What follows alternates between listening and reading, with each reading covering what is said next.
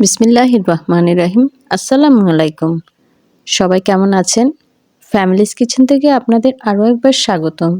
শীতে পিঠা খেতে কে না ভালোবাসে, আর তাও যদি আবার খুব অল্প সময়ে ঝটপট তৈরি করে ফেলা যায় এরকম একটি সহজ নাস্তা।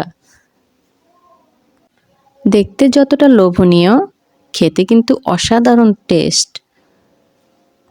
খুব অল্প সময়ে ঝামেলাহীনভাবে তৈরি করে নিতে পারেন এরকম একটি লোভনীয় মজাদার নাস্তা। আপনার ঘরের খুদে ফ্যামিলি মেম্বার থেকে শুরু করে বড়রাও পছন্দ করবে এই নাস্তাটি। তাহলে চলুন শুরু করা যাক। আমি এখানে 2 কাপ দুধ নিয়েছি, আর দুধটা লিকুইড নিতে পারেন, আবার গুঁড়ো দুধটাও গুলিয়ে নিতে পারেন। দুধটা বলক আসার পর সামান্য একটু লবণ দিয়ে 2 কাপ সুজি দিয়ে এভাবে নাড়তে হবে। সুজিটা সেদ্ধ হওয়া পর্যন্ত একটু অপেক্ষা করতে হবে আর নাড়ার উপর থাকতে হবে। আমি 2 কাপ দুধের জন্য এখানে 2 কাপ সুজি নিয়েছি। আপনারাও ঠিক এভাবে পরিমাপটা ঠিক রাখার চেষ্টা করবেন। তো সুজিটা যখন শুকিয়ে গেছে তখন আমি হাত দিয়ে এভাবে মধ্যে একটি ডো তৈরি করে নেব। এখন আমি দিয়ে দিলাম 4টা ডিম। ডিমটা ভালো করে সুজির সাথে মিক্সড করে নিতে হবে। এভাবে হাত দিয়ে মধ্যে মিক্সড করে নিতে হবে। পিঠা তো আমরা সারা বছরই খাই, তাই না?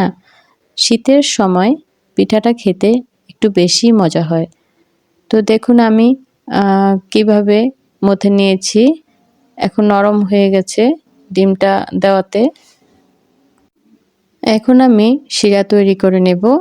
তো 1 কাপ চিনি আর 1 কাপ পানি, এর সাথে এলাচ, দারচিনি, তেজপাতা দিয়ে এভাবে নাড়তে হবে।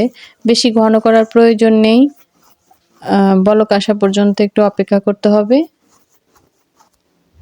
এলাচিটা আমি একটু ফেটে দিয়েছি যাতে ঘ্রাণটা বের হয়। তো চুলায় তেল দিয়ে দিলাম, তেলটা মিডিয়াম আঁচে গরম করে নিয়েছি। এরপর আমি একটা একটা করে এভাবে দিয়ে দিলাম। মাশাআল্লাহ, কত সুন্দর তেলের মধ্যে দেওয়ার সাথেই কেমন ফুলে উঠেছে। এখন আমি এপিট ওপিট করে ভেজে নেব, উল্টে পাল্টে ভালো করে লালচে কালার করে নেব। আর সাদা রাখতে চাইলে আপনারা নামিয়ে নিতে পারেন, একটু বেশি কড়া না করে নামিয়ে নিতে পারেন। তো আমার কাছে লালচে করে ভাজলে কালারটা ভালো লাগে, তাই আমি এভাবেই ভেজে নিয়েছি। লালচে করে ভেজে নিয়েছি, দেখতেও ভালো লাগে।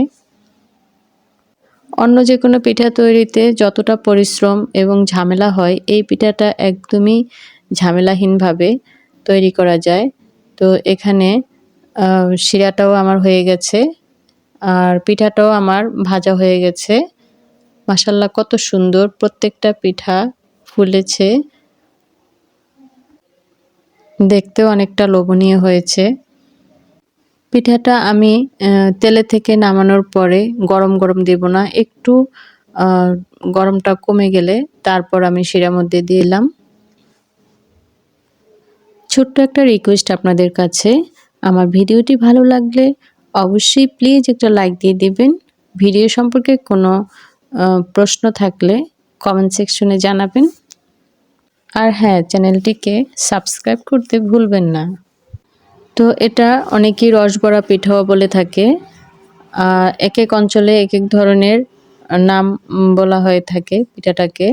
ঝটপট অতিথি আপ্যায়নে অথবা বিকালের স্ন্যাক্সে রাখতে পারেন এই সহজ রেসিপিটি।